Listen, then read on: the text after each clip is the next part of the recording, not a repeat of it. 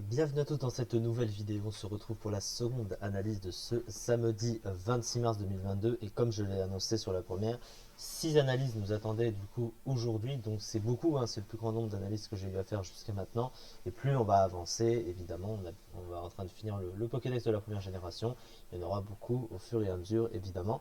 Le second Pokémon dont on va parler, c'est Flagados. Et Flagados, c'est un Pokémon qui paraît pas stylé en apparence, mais qui a un gros potentiel en stratégie. C'est même un très bon Pokémon, hein, puisque actuellement, en 8ème génération, hein, donc dans Pokémon épée bouclier, il est overused, hein, et il est même excellent, hein, 24e du classement à l'heure actuelle, 7,90%. Alors qu'est-ce qu'il y a de bien chez Flagados? Première des choses, il a un double type eau et psy. Eau et psy, un type qu'on connaît avec Staros, qu'on n'a pas encore vu, mais qui viendra après. Alors, ce qu'il y a de bien avec le type OEPSI, c'est qu'il est à la fois fort défensivement et offensivement. Donc défensivement, il apporte des résistances qui sont extrêmement utiles, et ce qui permet de le synergiser avec beaucoup d'autres Pokémon et beaucoup d'autres types.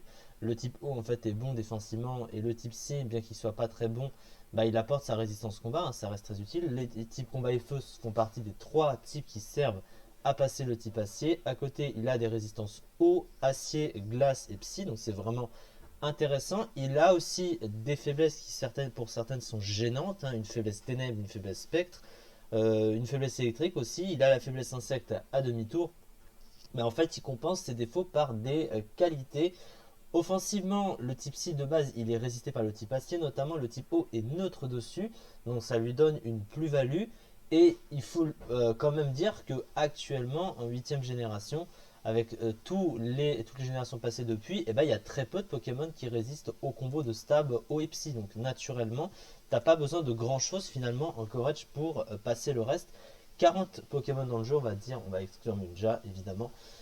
C'est quand même pas mal, hein, et offensivement super efficace sur 309 Pokémon dans le jeu. Donc c'est un tiers du metagame à peu de choses près, donc c'est vraiment pas mal du tout pour ce type, hein. Clairement, faut pas le sous-estimer. Les statistiques, elles sont pas si incroyables que ça, et pourtant elles suffisent à Flagados pour le rendre très utile. Mais on va d'abord parler des talents parce que c'est aussi important. Le premier talent, c'est Oblivious, hein, ça veut dire bonnet en français. Ça l'immunise tout simplement à la provoque, hein, notamment, et ça, donc tout ce qui est libre arbitre, machin. Donc, et ça immunise aussi à intimidation, mais ça, il s'en fout un petit peu parce qu'il n'est pas basé sur le physique, hein, il tape plus sur le spécial, évidemment. Ça, c'est un talent qui est pas inutilisable parce que, évidemment, comme il a des capacités de placement, bah, ne pas se faire provoque, c'est très utile. Mais il va profiter d'un talent qui est bien meilleur, évidemment, dans son rôle. Alors, le deuxième talent, c'est Tempo Perso en français. Ça l'immunise à Intimidation également et à la confusion. Donc, ça, c'est pas incroyable, clairement. Mais par contre, le talent qu'il possède en talent caché, un des meilleurs talents du jeu et de loin, Régé Force. Régé Force, on ne le présente plus. En gros, ça fait récupérer au Pokémon un tiers de sa base de points de vie maximum s'il quitte le terrain et qu'il revient. Donc c'est évidemment extrêmement fort parce que ça lui fait regagner des PV juste par un switch. Donc évidemment sur le cours du duel c'est extrêmement important. Surtout pour un Pokémon qui est jouable autant défensivement qu'offensivement parce que sur la durée d'un duel face à un Pokémon à gérer en face, si tu as la possibilité de partir encore du terrain et de revenir pour récupérer des points de vie, eh bien c'est très fort. Surtout que ça compense un petit peu le problème de vitesse, parce que c'est le problème chez Flagados, hein, on le voit avec les statistiques, de pouvoir récupérer des points de vie juste par un switch. Donc ça c'est vraiment assez fort. Donc par rapport aux statistiques, ce que je disais, c'est que c'est pas incroyable, mais globalement, ce qu'il a lui suffit. Et vous voyez que malgré ses stats, il est quand même bien classé en overused, hein, donc ça veut dire qu'il est fort quand même. Alors, il a 100 en attaque spéciale, c'est pas incroyable, mais étant donné qu'il a un très bon bulk à côté, il a 95 en PV, 110 en défense, il a une moins bonne défense spéciale 80, mais honnêtement, c'est plutôt bien comboté, surtout qu'il a accès à plénitude, donc en fait, il a pas vraiment à se plaindre. Euh, et surtout, oui, voilà, en fait, le manque de puissance qu'il a, c'est vrai que c'est pas suffisant, mais pour un Pokémon défensif, avoir 100 en attaque spéciale, ça le rend pas passif. Donc ça, c'est vraiment une bonne chose. Le problème, par contre, c'est peut-être plutôt la vitesse de 30, l'attaque de 75. Bon, c'est pas très très grave du fait qu'il est tout le temps joué spécial de toute façon. 30 en vitesse, par contre, alors c'est bon, mais c'est à la fois bon et mauvais en fait, parce que, bah évidemment, c'est extrêmement lent, hein, d'avoir 30 de vitesse. et en fait tu vas juste te faire dépasser par les autres Pokémon défensifs en face, et dans la durée d'un duel, finalement c'est très important, même pour des Pokémon défensifs que tu affrontes, hein. Par exemple Mélodelph, hein, qui a 60 de vitesse, il est plus rapide.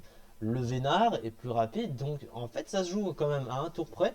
Mais la seule chose, c'est qu'il possède la fameuse capacité distorsion. Et distorsion, alors même si les teams distorsion sont très peu vues en stratégie parce qu'elles nécessitent des placements très compliqués, parce que tout est centré autour de la distorsion, c'est-à-dire que si tu peux plus la replacer dans le match, bah, ta team est un peu inutilisable, ou perd de sa qualité de vie globalement. Mais ça permet sur 5 tours d'inverser tout simplement les ordres de tours. Donc globalement ça inverse tes speed tiers, donc, clairement. Et pour un Pokémon aussi lent que ce truc, et bah, même face à des Pokémon défensifs, c'est très fort. Il possède un large move pool de soutien et également de possibilités. Donc il possède surtout un soin, il a paresse en plus de Régéforce. Il possède les attaques un peu classiques de stab, hein. Il possède ébullition stabée, hein, donc ça c'est vraiment très fort évidemment, surtout quand tu as un stab dessus. Il a l'arsenal d'attaque de type psy, hein. Il a choc psy, psycho, donc ça évidemment il est très content. Il a accès à machination plus plénitude, deux excellents de boost. Il possède lance-flamme, déflagration, Exploforce, laser glace, donc une bonne panoplie de coverage qui va lui permettre de passer les types acier entre autres, ou d'autres types qu'il voudrait passer à côté de ça. Il souffre un petit peu du fameux Force Lot syndrome quand même, parce que bah en fait c'est que tu peux le limiter qu'à 4 options de move, hein. Si jamais tu veux le jouer avec la distorsion, bah, tu vas mettre peut-être le soin, mais à côté si tu joues les stabs, bah, tu n'auras pas le fameux lance-lame qui va te permettre de passer certains Pokémon de type acier qui vont résister même au type eau, hein, et c'est pas impossible. On connaît Pingoléon par exemple, qui à l'époque résistait au type eau et au type psy, hein. C'est d'ailleurs la force de Pingoléon, c'est pour ça qu'il était fort d'avoir pour un type acier une résistance de type eau. Bon là il n'est pas revenu, mais c'est un exemple. Donc voilà, en fait, au niveau des options que tu veux lui mettre, et même au niveau du setup, en fait, si jamais tu veux lui mettre plénitude, eh ben, tu dois laisser qu'un seul type. Mais là, pour le coup, vous voyez que, en fait, la particularité, c'est que comme il a une attaque spéciale de 100 et qu'il n'est pas très passif, si jamais il avait une moins bonne attaque spéciale, peut-être qu'on aurait dû forcer le Pokémon à être joué plus offensif ou avec un move de boost. Bah, c'est pas forcément si nécessaire que ça, parce qu'il peut tanker les attaques, se soigner et spammer les moves en continu, et en profitant de Régéforce et même de téléport, hein, qui lui permet de pivoter. Vous voyez ici, hein, la seule chose c'est que ça c'est une priorité négative. Vous voyez, moins 6, hein, la priorité. Ça veut dire que c'est un move de pivot qui va tout le temps taper en dernier. Mais comme il est lent, de toute façon, bah, il s'en fiche un petit peu. Ça veut dire que, en fait, même d'avoir un pivot quand on est lent, c'est fort parce que bah, tu peux te soigner là notamment avec Régéforce. Donc c'est pas trop grave si jamais tu fais ça. Il y a les grosses boîtes qui sont apparues en 8ème génération qui lui permettent d'éviter les dégâts de gratte, hein, qu'il prend sur les pièges de roc ou quoi, et surtout de ne pas se faire toxique par des éventuels pics toxiques, et donc de perdre plus d'avantages par le duel. Parce que le truc, c'est que Régéforce ne soigne pas du statut, hein, il faut le comprendre. Contrairement à d'autres talents qui vont immuniser du statut, comme Médic Nature, bah, lui ne le possède pas, évidemment.